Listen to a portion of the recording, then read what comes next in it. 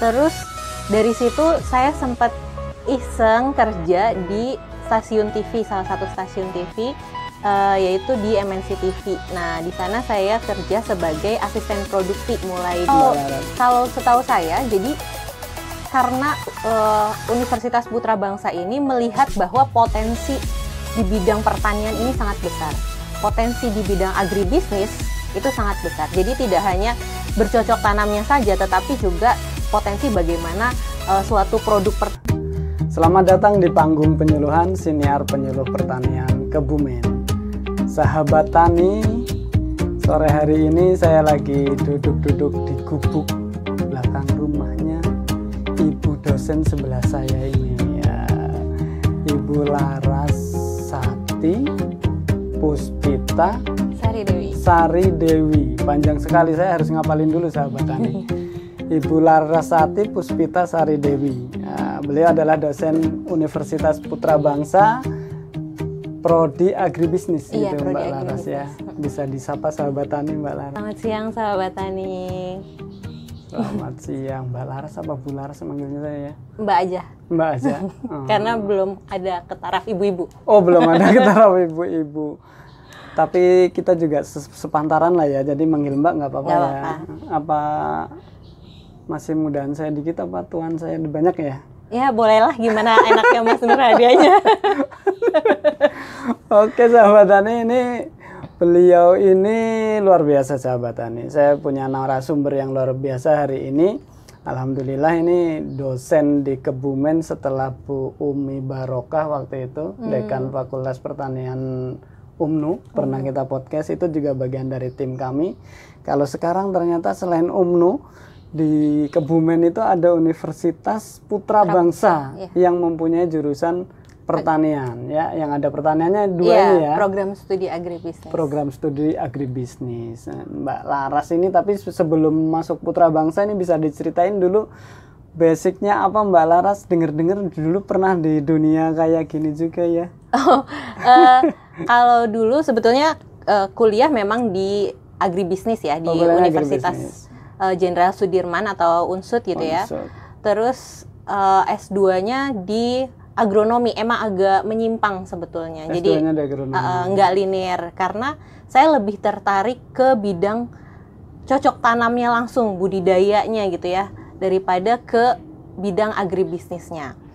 Terus dari situ saya sempat iseng kerja di stasiun TV, salah satu stasiun TV, yaitu di MNC TV. Nah, di sana saya kerja sebagai asisten produksi, mulai dari menyiapkan kegiatan dari mulai sebelum syuting sampai pasca syuting, itu ngapain aja kayak gitu. Berarti tahu bener ya kalau urusan-urusan bawa-bawa kabel gini, pasang-pasang ini segala macam udah makanannya zaman dulu ya. Ini kalau ngelihat kita syuting kayak gini berarti termasuk nggak masuk kriteria ini ya, apa kriteria standar syuting ya Mbak? Sebenarnya kalau standar syuting yang kelas TV ya? Gitu ya, emang lumayan ya Mas, jauh gitu ya. Karena kan memang kalau di TV kita harus kameranya proper ya, paling enggak kita pakai kamera yang besar. Kalau kita bilang namanya PMW 300 gitu ya. Jadi itu memang sudah HD kualitasnya. Terus clip on sendiri kita nggak sekedar clip on, tapi ada mixernya.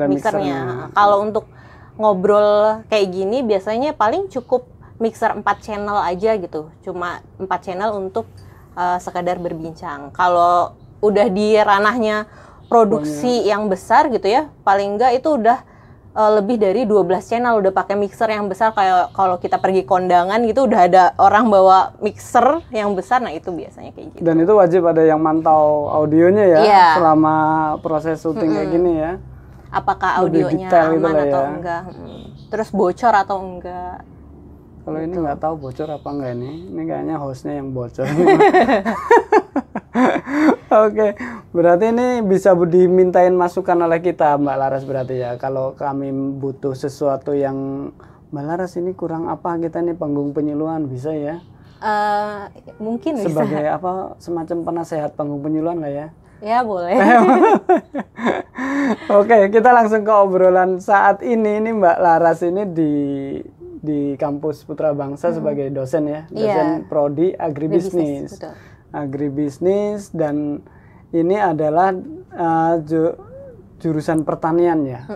Pertanian yang ada di Kebumen yang setara S1 itu cuma 2 emang Mbak Laras, jadi UMNU sama di Putra Bangsa. Putra Bangsa. Baru 2 ini. Kalau di Polda belum ada ya? Kalau di Polda kurang tahu ya. Kayaknya sih belum ada. Kalau di UMNU setahu saya udah lebih dulu daripada yang di UPB. Dari UPB ini. Mulai tahun berapa Mbak Laras? Kalau UPB itu tahun 2021. Jadi pas awal-awal pandemi itu baru ada program studi agribisnis. Nah, untuk fakultasnya sendiri kita masuk ke dalam Fakultas Sains dan Teknologi. Oh, ini prodi berarti masuknya, bukan Fakultas Pertanian bukan ya? Belum nambah program studi yang elemen pertanian lainnya gitu. Oh, kalau ada program prodi lain selain agribisnis bisa jadi nanti ada fakultas ya? Pertanian, iya. Oke, artinya berarti pertanian ini dipandang oleh Putra Bangsa sendiri memang harus ada edukasi, ada pendidikan, ada jenjang apa? Strata sarjana itu untuk dibuka di Kebumen. Betul. Itu prospek atau memang mengantisipasi kebutuhan masyarakat atau gimana dulu? Kalau setahu saya, jadi karena Universitas Putra Bangsa ini melihat bahwa potensi di bidang pertanian ini sangat besar.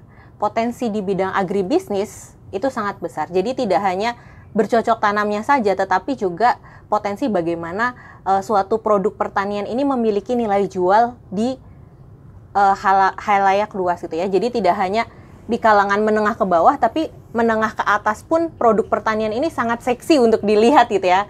Sehingga itulah yang memicu Universitas Putra Bangsa untuk membuka program studi agribisnis seperti itu.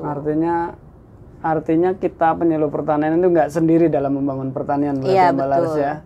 Kita kan penyuluh pertanian Kebumen itu selama ini ya yang langsung berhubungan dengan petani, dengan insan-insan pertanian, itu kan hanya penyuluh saja.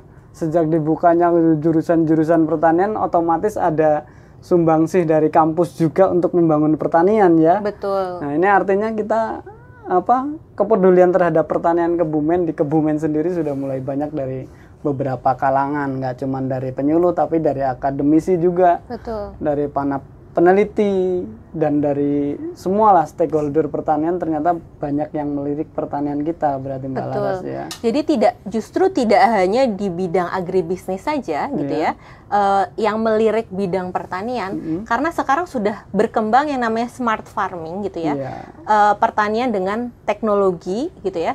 Ini justru menarik perhatian teman-teman kita di bidang IT. Kebetulan juga program studi kita tidak hanya agribisnis saja di Universitas Putra Bangsa, tapi juga ada teknik informatika.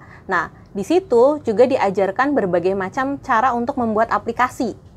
Nah, ada aplikasi yang digunakan memang untuk smart farming. Salah satunya water drip irrigation. Teman saya tuh lagi mencoba mengembangkan itu. Kemudian kemarin teman saya sempat menciptakan aplikasi untuk lelang gitu ya di bidang pertanian seperti itu. Oh gitu. Berarti pengembangannya terus kemudian inovasinya jadi banyak ya, adanya kampus-kampus kayak gitu Mbak. Iya, betul. Betul udah sekali. Bisa bikin drip irrigation smart farming, ada bikin aplikasi-aplikasi untuk membantu petani ya. Betul. Boleh dong nanti suatu saat di-share ke kita untuk disampaikan ke petani ya. Bisa ya. Itu karena tujuannya untuk mempermudah kegiatan pertanian dan memajukan kegiatan pertanian. Oke, jadi kalau anak muda nih selalu berpandangan gitu ya, bahwa bertani itu kotor, capek, panas-panasan. Sekarang dengan adanya smart farming kita nggak perlu nih terlalu banyak in touch ke panas-panasan, kotor-kotoran. Misalnya, kalau kita mau nyiram aja, itu tinggal pakai aplikasi, kita sudah bisa nentukan jam ataupun kapan kita volume air lebih presisi gitu ya. Betul, kapan kita mau menyiram tanaman. Kemudian juga pemupukan, kita perlu, dulu kan kita ngukur, minggu kemarin udah mupuk belum ya? Kalau sekarang dengan adanya aplikasi-aplikasi tentang pertanian, kita sudah tahu nih kapan kita jadwalnya memupuk. Ada mungkin alarmnya ataupun yang memberitahu kapan kita memupuk. Kemudian dosisnya juga kan sudah ada di situ. Kemudian juga iklim atau cuacanya, lokasi ini cocoknya ditanam untuk tanaman apa. Kemarin saya membantu teman-teman di bidang, kebetulan ada sekelompok mahasiswa membuat kampung iklim namanya. Jadi dia membuat suatu alat untuk mendeteksi apakah di suatu wilayah tersebut, kebetulan wilayahnya di Perigi, Pejagoan gitu ya, apakah tanaman yang cocok untuk ditanam di wilayah Perigi gitu ya, dengan ketinggian tertentu, kemudian iklim tertentu dan kondisi air yang tersedia di sana, seperti itu. Udah sampai segitu ya yang dikerjakan oleh dunia kampus kita ya. Betul. Di Putra Bangsa ini luar biasa nih. Harusnya kita sering-sering duduk bareng kayak gini, termasuk mahasiswa-mahasiswa penemu-penemunya itu kayak gitu. Kapan lagi kalau nggak di-share ke sahabat tani gitu ya? Iya betul. Harusnya kan agar nilai gunanya itu lebih banyak, itu boleh ya Mbak Laras, nanti kita sering-sering duduk kayak gini dan cerita tentang pertanian Mbak Laras. Siap. Oke, termasuk tentang penyuluhan ini yang saya tanya Mbak Laras. Ini dengar-dengar Mbak Laras ini tahun 2023 kemarin pernah meneliti bagaimana penyuluh kemampuan penyuluh dalam menyuluh dengan teknologi informasi, atau apa judulnya itu? Pernah meneliti itu, dengar-dengar Mbak betul. Laras, ya? Tahun 2023 ini saya memang lagi fokus ke komunikasi pertanian gitu komunikasi pertanian. Karena saya bukan bidang yang pemasaran atau sebagainya, saya lebih tertarik ke, saya orang pertanian dan saya pernah bekerja di stasiun TV. Bagaimana kalau kita ngambilnya ke arah komunikasi pertanian aja. Nah, jadi saya lebih tertarik ke persepsi penyuluh terhadap pemanfaatan teknologi informasi dan komunikasi, seperti itu. Pernah meneliti ya persepsi penyuluh terhadap pemanfaatan teknologi informasi di Kebumen. Waktu itu ditelitinya penyuluh-penyuluh di Kebumen berarti ya? Iya, penyuluh-penyuluh di Kabupaten Kebumen. Di Kabupaten Kebumen, dan pasti ada hasilnya. Nanti kita korek hasilnya apa, sahabat tani. Nah itu dilihatnya dari apa aja Mbak Laras? Kalau melihat apa tadi? Persepsinya itu penyuluh dilihat dari apa? Dilihat dari mulai dari cara penyampaian pesannya. Cara penyampaian pesannya. Ya, jadi penyuluh. Bagaimana penyuluh ini menyampaikan pesan ke petani, apakah mudah dipahami atau tidak, seperti itu. Ataukah pesannya ini dia menggunakan bahasa apa, seperti itu. Apakah bahasa Indonesia ataukah bahasa daerah yang bahasa notabene Jawa. Kita ada di Jawa gitu ya, bahasanya bahasa Jawa gitu, atau kombinasi antara bahasa Indonesia dengan bahasa Jawa. Bahasa Inggris nggak ada, audiennya nggak ada yang pakai bahasa Inggris. Kemungkinan belum ada ya.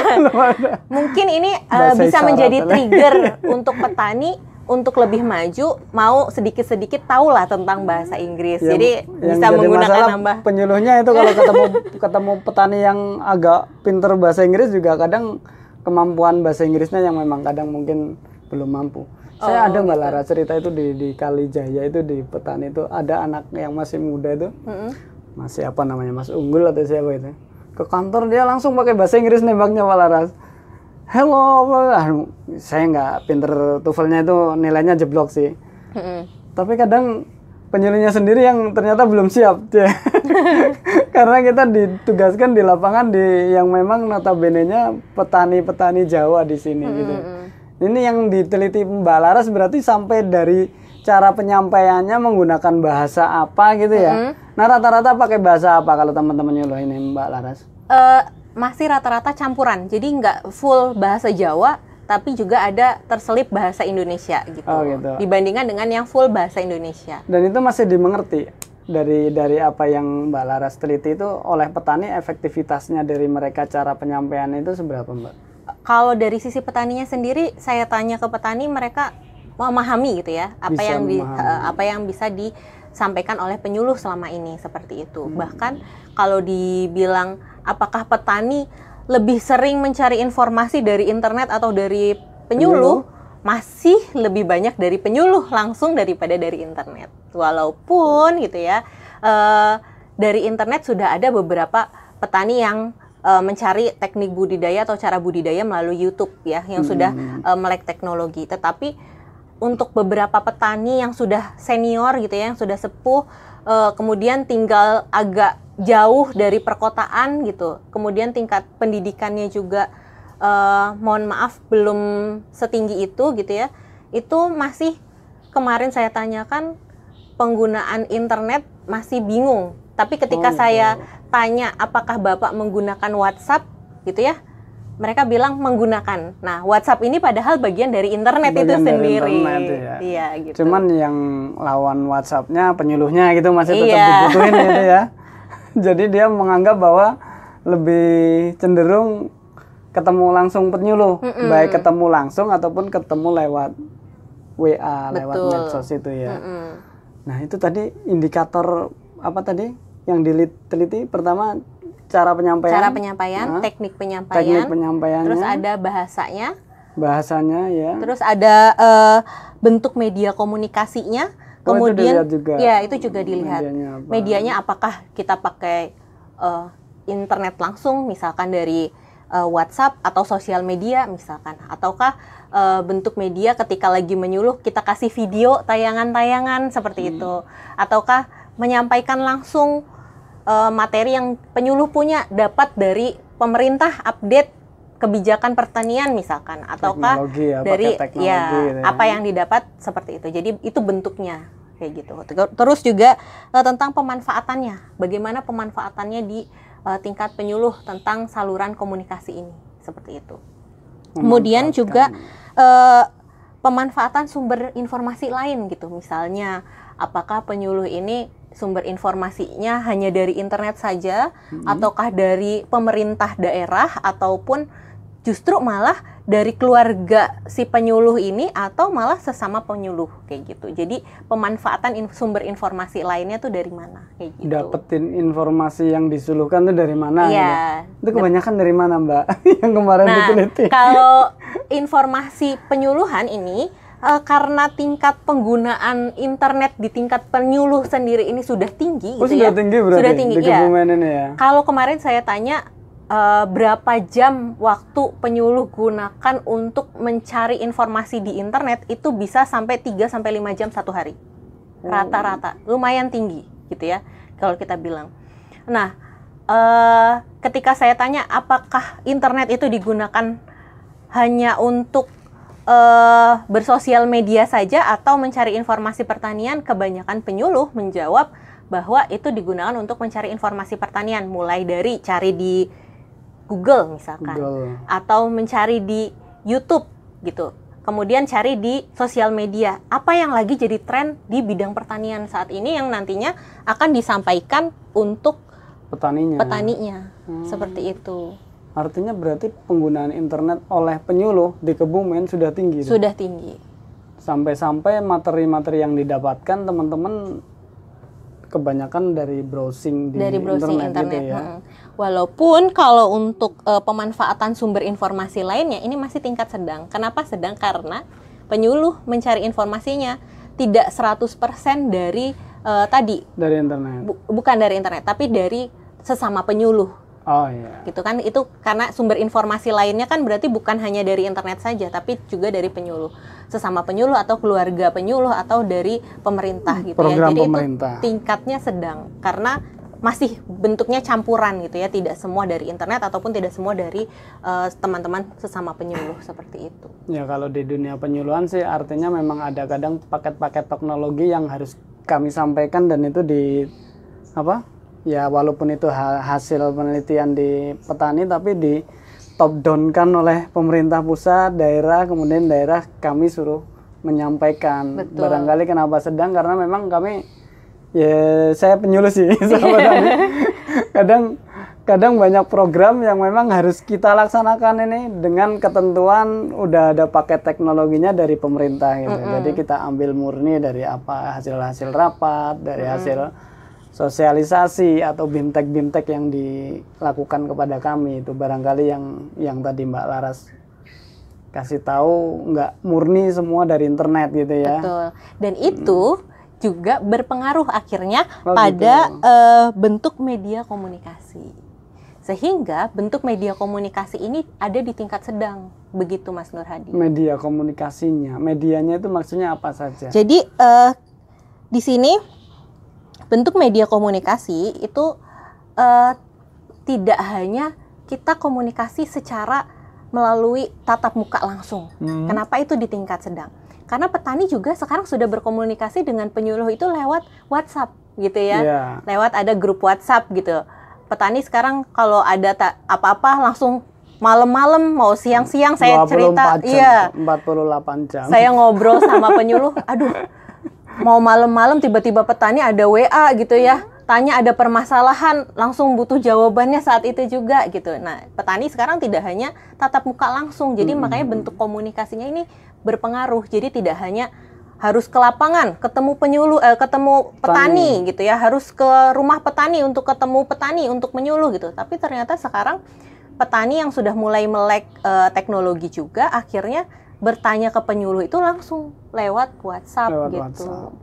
Atau misalkan petani habis nonton nih di YouTube, saya pernah dengar cerita dari petani habis nonton di YouTube, ada permasalahan nih, kenapa di YouTube seperti ini?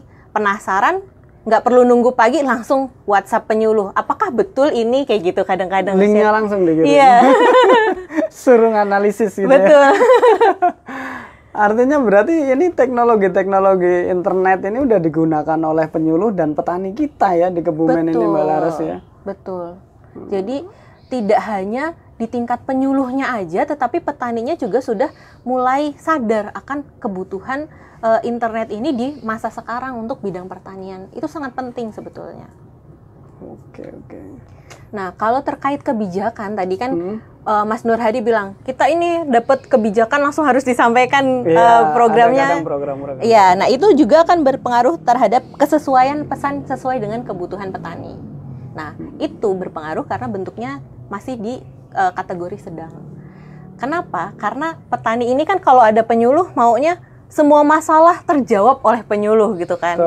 Nah, jadi seakan-akan penyuluh ini tahu semua hal gitu ya. Padahal terkadang yang disampaikan penyuluh adalah tadi kebijakan dari pemerintah, kemudian program, kemudian ada teknologi baru apa sih yang perlu diadaptasi dari pemerintah gitu ya. Nah, itu yang disampaikan penyuluh terkadang. Tetapi itu ternyata menimbulkan keresahan di tingkat petani sendiri. Aduh, saya mah belum pengen denger cerita ini, saya butuhnya nih solusi saya nih terjawab. Tapi kok malah disuluhnya tentang inovasi terbaru kayak gitu. Nah, itu sehingga menyebabkan tingkatnya sedang. Jadi masih belum ada sinkronisasi apa yang diinginkan petani dengan apa yang disampaikan penyuluh. Seperti itu. Oke. Ini jadi tahu kita sahabat tani, ternyata melalui penelitian-penelitian kayak gini, dan ini ilmiah. Bukan hanya prasangka saya seorang penyuluh atau prasangka petani seorang petani, tapi beliau ini akademisi yang neliti benar-benar pakai metode penelitian yang ilmiah ya Mbak Laras ya. Jadi ibaratnya saya menengahi gitu benar. Apa yang sebetulnya diinginkan petani dan apa yang perlu disampaikan oleh penyuluh. Seperti itu. Terus apa lagi itu kemarin hasil terus juga jenis pesan. Jenis pesannya. Nah, jenis pesannya kan kita terkadang contoh penyuluh ini menyampaikan jenis pesan, Pak, sekarang kita kalau pakai pupuk anorganik ini tidak sehat, atau penggunaan pestisida kimia ini tidak sehat gitu ya. Bisa bikin pusing buat konsumen, pusing juga petani kalau terpapar langsung atau sakit gitu ya. Kemudian lingkungan juga rusak, maka kita arahkan untuk penggunaan pestisida ataupun pupuk organik atau nabati. Itu yang disampaikan penyuluh. Tetapi tidak demikian nih jenis pesannya yang diterima oleh petani. Petani, oh nggak bisa Mas, kalau misalkan pakai organik lama, kalau pakai yang kimia-kimia cepat sekali tembak mati hamanya gitu kan ya. Keuntungannya lebih besar. Padahal kalau kita pakai ke organik gitu ya, itu kalangan menengah ke atas sudah sasaran pasar kita, target market kita gitu. Bahkan keuntungan yang bisa diperoleh petani sebetulnya lebih besar. Tapi karena mindset antara kemajuan teknologi dengan mindset petani yang sudah bertani sekian lama, mereka merasa lebih tahu. Jadi kita sebagai penyuluh tidak bisa serta-merta, Bapak harus pakai ini sekarang. gitu, tidak bisa mengubah itu secara langsung, tetapi harus bertahap. Nah, itu jenis pesannya makanya masih masuk ke tingkat sedang, belum ada sinkronisasi di situ. Berarti apa yang kami penyuluh sampaikan itu, pesan-pesannya, jenisnya itu kadang memang dirasa oleh petani bukan sesuatu yang diinginkan banget gitu ya. Iya, cuma kan kadang petani ini kan juga karena merasa, ini sih Mas, apa ya, karena sudah lama bertani, sudah berpengalaman, ya, bertahun-tahun. Kalau penyuluh kan kayak teorinya aja, taunya dianggapnya seperti itu. Padahal juga ternyata penyuluh, kita tahu penyuluh juga praktek gitu. Di BPP ada banyak tanaman yang ditanam gitu ya, hasil praktek dari penyuluh sendiri. Artinya itu memang susahnya jadi penyuluh kayak gitu. Iya. Banyak dirasakan oleh senior-senior itu, merubah mindset. Perilaku, mindset, bahkan sampai dia untuk praktek itu demplot 1-2 kali 1-2 tahun itu nggak cukup Mbak Laras. PR jajar legowo misal, atau PR tentang penggunaan pupuk organik, mengurangi pestisida, itu bertahun-tahun didemplotkan, dicontohkan, tapi memang kadang merubah keinginan petani terhadap kebutuhan yang seharusnya dilakukan itu masih sulit. Ini kalau boleh saya request, cara paling efektif diteliti itu nanti Mbak Laras, cara paling efektif merubah mindset petani itu seperti apa itu, barangkali ada penelitian itu, nanti kita bisa dapat masukan dari dosen-dosen itu Mbak Laras. Iya, mungkin nanti ini jadi inspirasi juga ya buat peneliti-peneliti ini tentang bagaimana memasukkan mindset supaya mudah diterima di tingkat petani. Kalau mindsetnya udah bener itu kan enak jadi masuk teknologi gitu ya. Betul. Jadi kadang kita nggak masuk teknologi tapi mindsetnya belum terbentuk. Yang terjadi kan kayak gitu. Iya, makanya itu tadi yang disampaikan masih terlalu rendah jenis pesannya yang dibutuhkan, bentuk pesannya dan lain-lainnya. Kayak misalnya waktu itu saya ke Kuarasan. Kuarasan ya. Kebetulan ada kegiatan di sana gitu. Tentang kedelai kalau nggak salah di Kuarasan. Nah, petani pada saat itu cerita sama saya, iya kalau penyuluh bilang bahwa sisa tanaman padi itu nggak boleh dibakar gitu ya, karena kita tahu bahwa itu akan menyebabkan emisi karbon. Sedangkan kita sekarang harus mengurangi emisi karbon karena bukan pertanian yang berkelanjutan lagi, kita paling tidak harus mulai berjalan ke pertanian regeneratif, di mana tanah itu nggak boleh terkena emisi karbon terlalu banyak gitu ya. Kita setidaknya mengurangi emisi karbon. Tetapi tidak demikian mindset petani gitu ya. Saya sudah lama kok Mbak bertani, nyatanya hasil pembakaran tanaman padi ini justru bagus untuk tanaman kedelai, seperti itu. Jadi ini mindset seperti ini yang berbenturan antara ilmu yang dimiliki oleh penyuluh dengan yang dimiliki oleh petani. Oke. Ini obrolannya panjang ini ternyata sahabat tani. Kalau mau tahu benar bagaimana kita komunikasi dengan petani, ternyata butuh Mbak Laras sebagai penengah-nengah antara penyuluh dan petani ya Mbak Laras ya. Ini udah setengah jam lebih kayaknya ya Mas kameramen. Apalagi yang pengen disampaikan, apalagi dari hasil penelitian itu Mbak Laras, kira-kira yang untuk paling tidak untuk masukan buat kami penyuluh Kebumen itu, dilihat dari hasil penelitiannya Mbak Laras tentang tadi bagaimana kami memanfaatkan teknologi informasi yang untuk membangun kami, saya pribadilah minimal. Jadi saya yang mengatasnamakan kami, ternyata teman-teman saya nggak butuh itu. Untuk saya sendiri itu apa yang harus kami lakukan Mbak? Jadi, saya lakukan. Mungkin petani ini menyukai hasil yang nyata. Hasil yang nyata, iya, yang terlihat oleh petani gitu ya. Bukan cuma sekedar katanya gitu ya, tapi petani melihat hasilnya tidak seperti itu misalkan. Nah, dengan kemajuan teknologi ini saya rasa banyak petani-petani modern yang sudah mempraktekkan tadi pestisida organik, kemudian pupuk organik yang berhasil dan memiliki nilai jual yang tinggi. Bisa saja pada saat ada kumpul-kumpul dengan penyuluh dan petani gitu ya, ada kumpulan biasanya di BPP atau di balai desa misalkan, ditayangkan tentang video kesuksesan petani-petani yang beralih dari penggunaan pestisida kimia ke organik gitu ya. Kemudian betapa hasil penjualannya juga lebih tinggi gitu ya daripada hasil penjualan produk anorganik seperti itu. Itu salah satu contoh sih, Mas.